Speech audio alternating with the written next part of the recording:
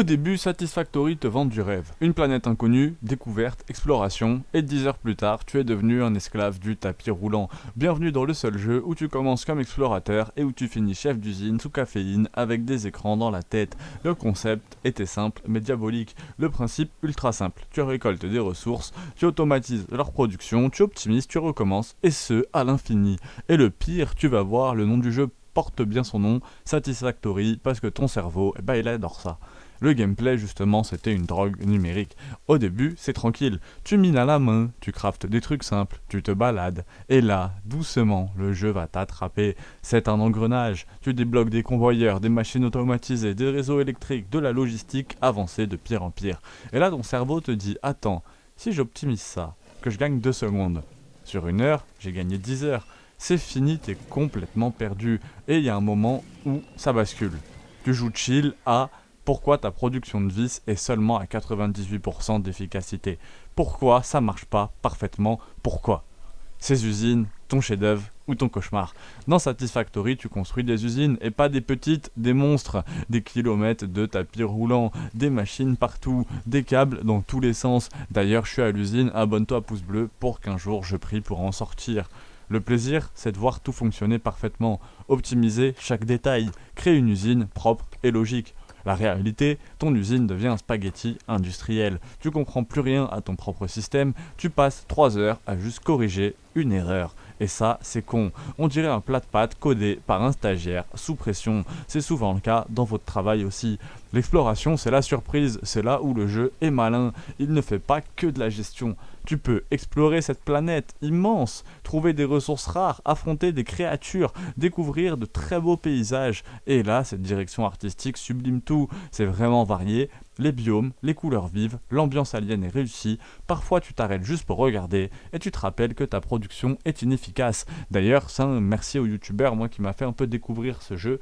C'est un youtubeur dont j'ai oublié le nom, mais qui vient de sortir une vidéo justement qui s'appelle « Tu ne connais pas vraiment les jeux de craft ». Si vous tapez ça, vous devrez facilement le retrouver, ou je mettrai dans la description de toute façon. Les biomes variés, l'ambiance alien réussie, les couleurs vives, c'est très très cool. Et l'automatisation, en plus, si vous êtes sur ma chaîne et que vous me connaissez un peu, vous connaissez Kenshi, on a déjà parlé d'automatisation, c'est un cœur de jeu. En fait, c'est Factorio, pour ceux à qui ça parle, abonnez-vous, ça arrive bientôt sur Factorio, mais en 3D et en plus dangereux pour ton temps libre, c'est chronophage à mort. Tu peux tout automatiser, absolument tout, à une échelle absurde. Le piège ultime, c'est que tu te dis que tu vas juste améliorer une ligne, et 5 heures plus tard, t'as refait tout un réseau. Et les frustrations, forcément, parce que oui, t'imagines comment tout n'est pas parfait, la complexité est tellement énorme, le jeu ne te tient pas la main longtemps, tu peux facilement te perdre, et le temps est énorme, le jeu te bouffe littéralement ta vie, tu lances une partie et tu ressors 3 jours plus tard, t'avais une barbe, l'organisation elle est infernale, une erreur, tout cassé, refaire une usine, souffrance. Heureusement, tu fais ça avec du bon son. La bonne son, l'ambiance très immersif. Son industriel, satisfaisant, l'ambiance relaxe au début, et c'est plus stress quand ton usine déconne. Ce que le jeu fait parfaitement, c'est le sens de progression incroyable, la liberté totale, la satisfaction, d'où le nom du jeu, énorme quand tout marche, et une durée de vie qui est infinie. C'est littéralement une machine à dopamine. Par contre, il devient très répétitif, et ça, moi, c'est le genre de truc des fois qui me fait un peu, qui me lasse un peu dans les jeux, c'est ce que le jeu fait de moins bien, c'est qu'il devient très répétitif, très chronophage et qu'il y a une courbe d'apprentissage brutale si t'as pas forcément envie de te lancer dans un truc. Satisfactory, c'est pas juste un jeu. Faut bien comprendre. C'est un mode de vie, c'est quelque chose comme les Die and Retry quand vous testez pour la première fois. Tu ne joues pas à Satisfactory joue avec toi.